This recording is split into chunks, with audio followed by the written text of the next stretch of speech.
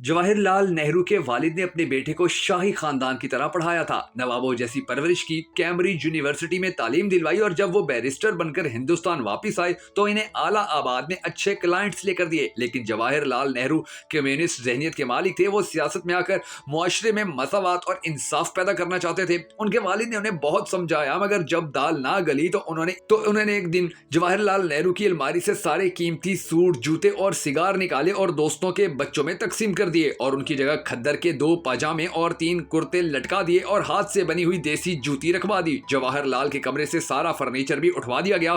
फर्श पर खुरदरी दर्री और मोटी चादर बिछा दी गई और खानसामा को हुक्म दिया गया कि तुम कल से साहबजादे को जेल का खाना देना शुरू कर दो और अपने बेटे का जेब खर्च भी बंद कर दिया। जवाहरलाल नेहरू ने जब अपने कमरे का यह हाल देखा तो रात को मुस्कुराते हुए वालिद के पास आए। बड़े नेहरू साहब उस वक्त स्टडी में टॉलस्टॉय का नावल वार एंड पीस पढ़ रहे थे। बेटे ने पूछा, आप मुझसे खफा हैं? मोतीलाल ने किताब से नजरें उठाई और नरम आवाज में जवाब दिया, मैं तुमसे नाराज होने वाला दुनिया का आखिरी शख्स होऊंगा। छोटे नेहरू ने पूछा, फिर आपने इतना बड़ा ऑपरेशन क्यों कर दिया? वालिद ने बेटे से कहा, साहबजादे, तुमने जो रास्ता चुना है इसमें जेल, भूख और खुआरी के सिवा कुछ नहीं मिलता। मैं चाहता हूं तुम आज ही इन तमाम चीजों की आदत डालना शुरू कर दो जो रास्ते में तुम्हें पेश आने वाली हैं।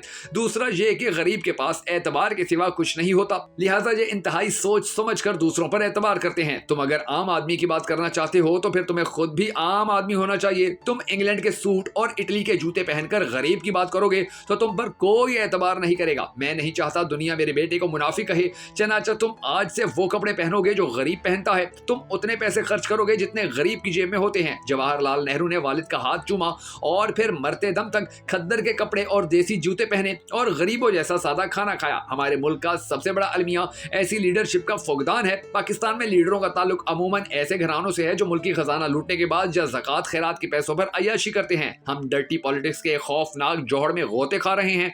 मुल्क की तीनों बड़ी सियासी जमातें गरीबों की बातें जरूर करती हैं, लेकिन इनके लीडरों का लाइफस्टाइल और इनकी शख्सियत इनकी बातों से मैच नहीं करती। हजारों कनाल के बंगलों और फार्म हाउसेज में रहने वाले कई लाख माहाना तनख्वाह और दुनिया भर की मराआत और प्रोटोकॉल लेने वाले, बैरून मुल्क बड़े घर और बैंक बैलेंस रखने वाले, बुलेट प्रूफ गाड़ी और जहाज और हेलीकॉप्टर को गली मोटरसाइकिल की तरह इस्तेमाल करने वाले हमारे तमाम वजीर आजम एक गरीब मुल्क के रहनुमा नहीं हो सकते। अगर रहनुमा लेना है तो गरीब आवाम से लें जो आम शहरियों की तरह 5-7 मरला के घर में रहे।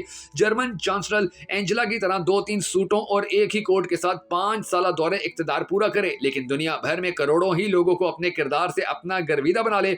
ईरानी सदर अहमदी नजाद की तरह 2 दफा सदर रहने के बाद भी तेहरान की एक यूनिवर्सिटी में लेक्चरार की नौकरी करे। बाराक ओबामा की तरह सदारत से फारिग होकर किराया का मकान ढूंढता फिरे। पाकिस्तानी और बिलखसूस गुलामाना जहनियत वालों से ये तवक्को अबस है। हमारी किस्मत में लीडर नहीं धंधे वाले लोग हैं, इसलिए इन धंधे वालों से जान छुड़वाने के लिए बड़ा जरूरी है कि आप और हम में से कोई लीडर सामने आए और अपने मुल्क, अपने अवाम की तकदीर बदले।